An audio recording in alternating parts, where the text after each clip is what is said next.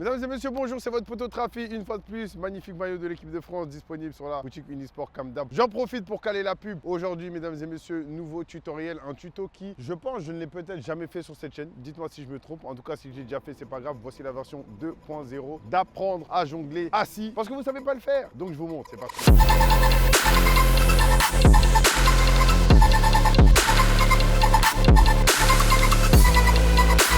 Étape numéro 1, mesdames et messieurs, pour apprendre à faire du jonglage assis, il faut s'asseoir.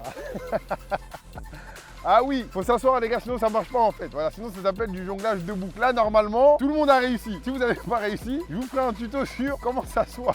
Plus sérieusement les gars, moi c'est quelque chose que j'ai appris vraiment très naturellement. Mais vraiment, j'ai vu que quand des personnes essayent devant moi, en mode « Oh Trafi, regarde ce que je sais faire », bah, c'est souvent les mêmes erreurs qui reviennent, d'accord? Premièrement, il y en a qui sont assis et qui, on va dire, redressent leur torse, entre guillemets, ou qui le plient. Je sais pas si je suis redressé ou plié. Et qui ne vont pas s'aider de leurs mains pour jongler et qui vont me faire un truc comme ça, d'accord? Avec mon niveau d'aisance, oui, j'y arrive, ne soyez pas surpris. Mais vous, généralement, vous n'y arrivez pas. Donc, première chose, mesdames et messieurs, très importante, aidez-vous de vos mains.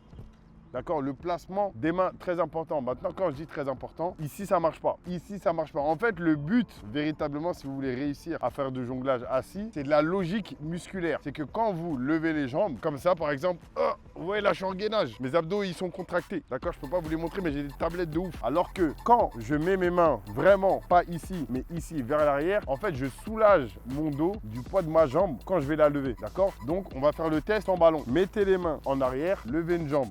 Vous voyez que c'est pas très fatigant. Maintenant, enlevez les mains, levez une jambe. Vous voyez que ça demande déjà plus d'effort à vos abdominaux. Et quand vous posez, vous les soulagez. D'accord? Donc c'est à ça que ça sert de poser les mains. On n'hésite pas à s'appuyer dessus véritablement. D'accord? Le but, c'est de soulager les jambes quand on jongle. Ensuite, deuxième chose, c'est la position de vos pieds. Elle est très importante. Le pied, les gars, je ne veux pas le voir dans cette direction. Je veux le voir pointe, genre vraiment comme si vous essayez d'appuyer ceux qui ont le permis. Voilà, ceux qui ont le permis, c'est vraiment comme si vous appuyez sur un accélérateur, comme si vous appuyez sur une pédale de voiture. D'accord? Vraiment, mais vous appuyez vraiment fort. D'accord? Et ça va vous permettre deux choses. D'avoir le pied dans la bonne direction, mais surtout de gainer et de contracter le pied. D'accord? Vous voyez comment le pied il est contracté là? C'est comme ça que le pied doit être si je veux pouvoir faire du jonglage assis. D'accord? Dernière chose très importante, c'est la surface du pied avec laquelle vous tapez le ballon lorsque vous jonglez assis. Le ballon, on ne tape pas avec les lacets, on ne tape pas avec le bout du pied comme quand on jongle, on va dire debout. Généralement, on tape dans cette zone qui se situe entre l'avant du pied et le tibia. Il y a une petite zone là, une espèce de creux, un peu devant, c'est là qu'on tape pour pouvoir jongler avec le ballon lorsqu'on est assis. D'accord? Ça fait ça. C'est cette zone là qui doit taper le ballon. Ok? Première chose.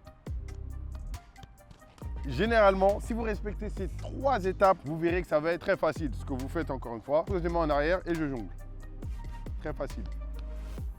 Ensuite, je peux alterner pied gauche, pied droit. D'accord? Une fois que vous aurez la bonne maîtrise des deux pieds, vous rajoutez des tibias, des croisements, des amortis et ainsi de suite, vous pourrez vous amuser. Mais d'abord, il faut vraiment valider ça. Dans un premier temps, un seul pied. Vous pourrez varier, mais dans un premier temps, jonglage assis, très important. Main au sol, le plus en arrière possible, on gaine. Le pied, quand on jongle, on tape de la bonne surface et on essaie d'en faire un maximum. Deuxième étape, on essaie d'alterner les deux pieds. Troisième étape, on essaye de rajouter les tibias quand on jongle. Quatrième étape, on rajoute, hop, des croisements comme ça. D'accord? Je jongle, hop, je fais un croisement. Et après, c'est vraiment vous et votre créativité que vous allez laisser s'exprimer pour vraiment être capable de faire des trucs encore plus fous. C'est la fin de cette vidéo, chers amis. Je vous ai appris comment faire du jonglage assis. D'accord? Respectez bien les conseils que je vous ai donnés. Vous allez voir que c'est très très simple. En vérité, si vous savez jongler debout, vous savez jongler assis. Là, prochainement, on va voir comment jongler couché. D'accord? Rigolez pas, ça existe vraiment.